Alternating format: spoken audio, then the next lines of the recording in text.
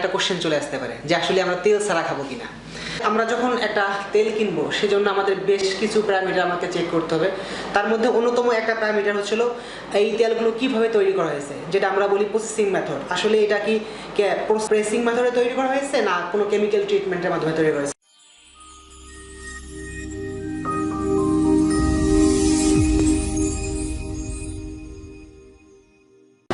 আসসালামু আলাইকুম প্রিয় দর্শক শ্রোতা, আশা করি সবাই ভালো আছেন। ভালো থাকুন, সুস্থ থাকুন, আল্লাহ পাক সবার মঙ্গল করুক। এই শুভকামনা নিয়ে শুরু করছি আজকের ভিডিও। আমি মেহেদি হাসান নাইম। প্রিয় দর্শক, তেল রান্নার একটি গুরুত্বপূর্ণ উপকরণ। দেখা যায় যে বাজারে বিভিন্ন ধরনের তেল পাওয়া যায়। এখন কোন তেলটা সব থেকে ভালো, এই প্রশ্নটা কিন্তু সবার মনে হয়। তো এই ভিডিওতে মূলত আমরা এই বিষয়টা সম্পর্কে জানবো যে কোন তেলটা আমাদের জন্য সব থেকে ভালো। প্রিয় দর্শক, আজকের ভিডিওতে আমাদের সাথে আছেন Jewel Rana sir, lecturer at nutrition and food engineering department in daffodil international university. Sir কেমন আছেন? আলহামদুলিল্লাহ ভালো আছি, তুমি কেমন আছো? জি স্যার, আলহামদুলিল্লাহ ভালো আছি। স্যার, আপনি তো জানেন যে সয়াবিন তেল, মাস্টার্ড অয়েলের চাহিদা দিন দিন বেড়েই চলেছে। তো স্যার এখন দেখা যাচ্ছে যে আমরা বিভিন্ন এই তেলকে ব্যবহার করছি অধিক পরিমাণে স্যার।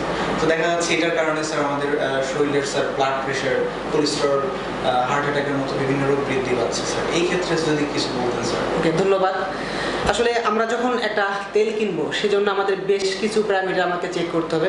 তার মধ্যে অন্যতম একটা প্যারামিটার হচ্ছিল এই তেলগুলো কিভাবে তৈরি করা হয়েছে, যেটা আমরা বলি প্রসেসিং মেথড। আসলে এটা কি প্রেসিং মেথডে তৈরি করা হয়েছে না কোনো কেমিক্যাল ট্রিটমেন্টের মাধ্যমে তৈরি করা হয়েছে। সেকেন্ড যে পয়েন্টটা আমাদের দেখতে হবে সেটা হচ্ছিল স্যাচুরেটেড এবং আনস্যাচুরেটেড ফ্যাটি অ্যাসিডের ব্যালেন্স, এটা আসলে প্রপারলি আছে কিনা। থার্ড যে পয়েন্টটা আমরা চেক করবো সেটা হচ্ছে স্মোকিং পয়েন্ট, আসলে এই স্মোকিং পয়েন্টটা ঠিক আছে কিনা। দেন নেক্সট যেটা পয়েন্ট আসবে সেটা হচ্ছে ওমেগা 3 আর ওমেগা 6 এর ব্যালেন্সটা ঠিক আছে কিনা। দেন আমাদের হচ্ছে কুকিং মেথড। সো এই বেশ কয়েকটা পয়েন্ট যদি আমরা প্রপারলি অ্যানালাইসিস করি তাহলে আমরা আপনার অ্যান্সার বা কোশ্চেনটার প্রপার অ্যান্সার আমরা পেয়ে যাব। স্যার, আপনি বললেন যে প্রসেসিং মেথডের কথা, স্যার এই বিষয়টা আসলে কি স্যার একটু যদি বুঝিয়ে ভালো করে বলতেন।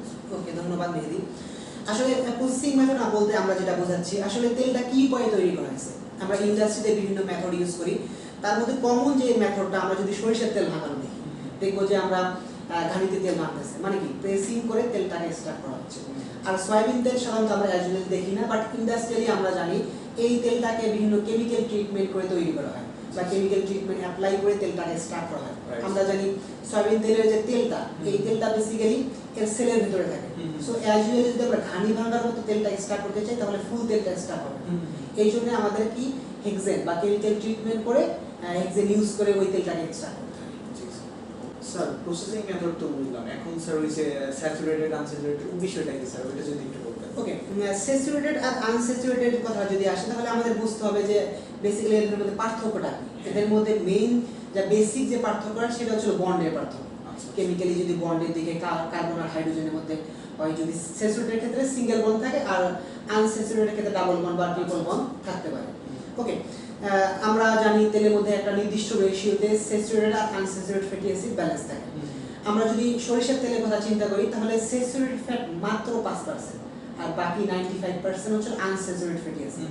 বাট সয়াবিন তেলে এই স্যাচুরেটেড ফ্যাটটা হচ্ছে আপনার 15%, আনস্যাচুরেটেড ফ্যাট হচ্ছে আপনার 85%। সো আমরা দেখলাম একটা স্যাচুরেটেড ফ্যাটি অ্যাসিড আর আনস্যাচুরেটেড ফ্যাটি অ্যাসিডের পার্থক্য আছে।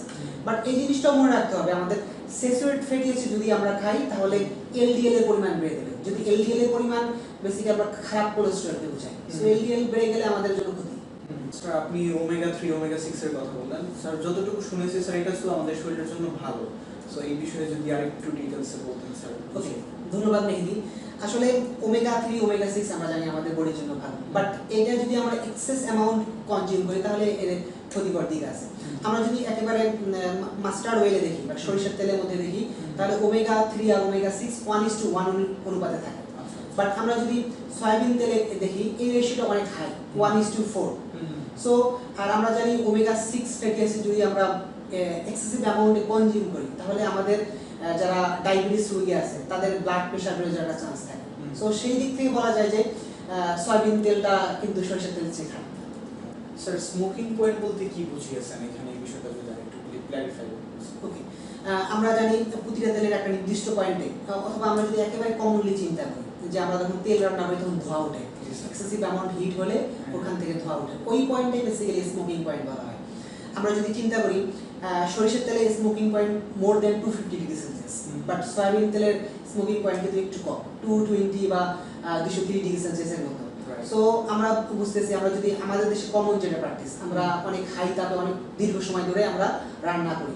সো এই দীর্ঘ সময় রান্না করার ফলে যে আনস্যাচুরেটেড ফ্যাটি অ্যাসিড আছে এটা ভেঙে যাওয়ার চান্স আছে। স্মোকিং পয়েন্টের ক্ষেত্রে আরেকটা জিনিস যেটা মনে রাখতে হবে, স্মোকিং পয়েন্ট এক্সিড করলে তখন কিন্তু ফ্রি রেডিক্যাল প্রডিউস হয়, আর এই ফ্রি রেডিক্যাল যদি আমরা দীর্ঘদিন কনজিউম করি তাহলে আমাদের কার্সিনোজেনিক রোগ হতে পারে। সো এই বিষয়টা আমাদেরকে গুরুত্ব সহকারে দেখতে হবে।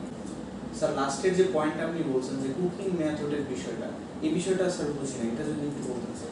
ওকে, কুকিং মেথড বলতে আসলে আমাদের যে প্র্যাকটিস, আমরা কিভাবে রান্না করতেছি। আমরা যদি দেখি যে আমাদের বাসায় আমরা দীর্ঘ সময় ধরে, বাট বাহিরের কান্ট্রিগুলোতে খুবই কম সময় ধরে রান্না করা হয়। সো আমরা যদি দীর্ঘ সময় রান্না করি তাহলে কি হবে, তাহলে যে আনস্যাচুরেটেড ফ্যাটি অ্যাসিড এগুলো ভেঙে ফ্রি রেডিক্যাল প্রডিউস করার চান্স থাকে। সো এটা আমাদের জন্য ক্ষতিকর হবে। স্যার আমরা তো অনেকগুলো পয়েন্ট দেখলাম, 5টা পয়েন্ট যেটা আপনি বললেন, তো সবগুলো পয়েন্টের পরিপ্রেক্ষিতে স্যার আসলে কোন তেলটা আমরা স্যার আসলে ইউজ করবো আমরা আমাদের খাবারে, স্যার এটা যদি একটু ভালো করে বলতেন। ওকে, ধন্যবাদ মেহেদি। আসলে আমরা 5টা পয়েন্টই অনেক সুন্দর করে দেখলাম। এই 5টা পয়েন্ট আমরা যদি আরো ডিটেইলসে জানতে চাই, সবগুলো জিনিস যদি আমরা অ্যানালাইসিস করি, তাহলে আমি আমার দিক থেকে অ্যাজ এ ফুড ইঞ্জিনিয়ার হিসেবে আমি বলবো অবশ্যই মাস্টার্ড অয়েল বা সরিষার তেল, mustard oil is better than soybean oil. Sir আমরা তো জানি যে মাস্টার্ড অয়েলে ইউরাসিক অ্যাসিড থাকে, সো এই অ্যাসিডটা কি আসলে আমাদের জন্য কোনো ক্ষতিকর দিক বয়ে আনতে পারে এরকম কিছু? ওকে, আমরা অনেক সময় দেখি যে বলে যে সরিষার তেলের মধ্যে ইউরাসিক অ্যাসিড আছে। আসলে এটার জন্য যে এক্সপেরিমেন্টগুলো করা হয়েছে বা টক্সিসিটি অ্যানালাইসিস করা হয়েছে, আসলে সেগুলো আদৌ আসলে মানুষের জন্য অ্যাপ্লিকেবল কিনা, আসলে ওই লেভেলে এক্সপেরিমেন্ট এখনো হয়নি বলতে আসলে আমরা কনক্লুশন এখন পর্যন্ত যেতে পারিনি। যে এক্সপেরিমেন্টগুলো করা হয়েছে তার মধ্যে একটা এক্সপেরিমেন্ট ছিল ইঁদুরের উপরে, ইউরাসিক অ্যাসিডের ডোজ দেওয়া হয়েছিল, বাট তার শরীরে দেখা গেছে যে তার হার্টের উপর একটা প্রভাব ফেলেছিল। বাট এই সেম এক্সপেরিমেন্টটাই আবার পিগের উপর করা হয়েছিল, বাট পিগের উপর কোনো আসলে ইফেক্ট পাওয়া যায়নি। সো আমরা একেবারে কনক্লুড করে বলতে পারবো না যে আসলে ইউরাসিক অ্যাসিডের ক্ষতিকর প্রভাব মানুষের বডিতে আছে। স্যার এখন প্রশ্ন উঠে আসে যে আমরা যারা স্টুডেন্ট আছি স্যার, আমরা দেখা যাচ্ছে বেশিরভাগ খাবারই স্যার বাইরে থেকে কিনে খাই। দেখা যাচ্ছে স্যার এই খাবারগুলোর উপরে আমাদের কোনো নিয়ন্ত্রণ থাকে না, এই তেলটা মানে কম খাবার বা ই করার। সো এই ক্ষেত্রে স্যার আমরা কি করতে পারি বা কিভাবে আমাদের খাবারকে আমরা আরো নিউট্রিশনাস করে তুলতে পারি, এই বিষয়ে যদি একটু স্যার বলতেন। ওকে, ধন্যবাদ মেহেদি। আসলে গুরুত্বপূর্ণ একটা কোশ্চেন। আসলে আমরা তেল ছাড়া খাবো কিনা, এটাও চলে আসে কোশ্চেনটা। সেদিক থেকে আমি বলবো যে আসলে আমরা জানি ফ্যাট সলিউবল কিছু ভিটামিন আছে। এই ফ্যাট সলিউবল যে ভিটামিনগুলো A, D, E, K, এগুলো যদি অ্যাবজর্পশন করতে অবশ্যই তেল লাগে। সো তেল আপনাকে খেতে হবে। তেল আপনি স্কিপ করে এই ভিটামিনগুলো আপনার বডিতে কিন্তু অ্যাবজর্ব করতে হবে। এটা একটা দিক। আরেকটা দিক আমরা আনতে পারি যে আমাদের যে ডেইলি যে এনার্জি রিকোয়ারমেন্ট লাগে, তার আমরা উন্নত বিশ্বে দেখি যে 40 থেকে 50% এনার্জি আসে কিন্তু ফ্যাট থেকে। বাট আমাদের দেশে যে ফ্যাট লেভেল খাই সেটা আসে মাত্র 20%। সো ওই দিকটা মনে হয় যে আমাদের কনসিডার না করে আমাদের তেল খাওয়া যেতে পারে। আর এই বয়সী স্টুডেন্ট লেভেলে যদি আপনি নিয়মিত খেলাধুলা করেন, নিয়মিত শারীরিক চর্চা করেন, তাহলে মনে হয় যে এই তেলটা আপনার বডিতে ওই রকম খুব খারাপ ক্ষতিকর প্রভাব ফেলবে। আর আমাদেরকে নিয়মিত ফলমূল শাকসবজি খেতে হবে, তাহলে এই ফ্যাটের খুব বেশি ইফেক্ট আমাদের শরীরে করবে। ধন্যবাদ স্যার, ধন্যবাদ আপনাকে আপনার মূল্যবান সময় আমাদের সাথে শেয়ার করার জন্য। ধন্যবাদ তোমাকেও। প্রিয় দর্শক, স্যার আমাদের সাথে এখন যে বিষয়গুলো শেয়ার করলেন, আশা করি এই তথ্যগুলো আমাদের সকলেরই খুব কাজে লাগবে। তো আজকের মতো আমরা এখানেই বিদায় নিচ্ছি। দেখা হবে অন্য কোনো ভিডিওতে, অন্য কোনো টপিকের উপরে। ততদিন পর্যন্ত আপনারা সবাই ভালো থাকবেন, সুস্থ থাকবেন। আল্লাহ হাফেজ।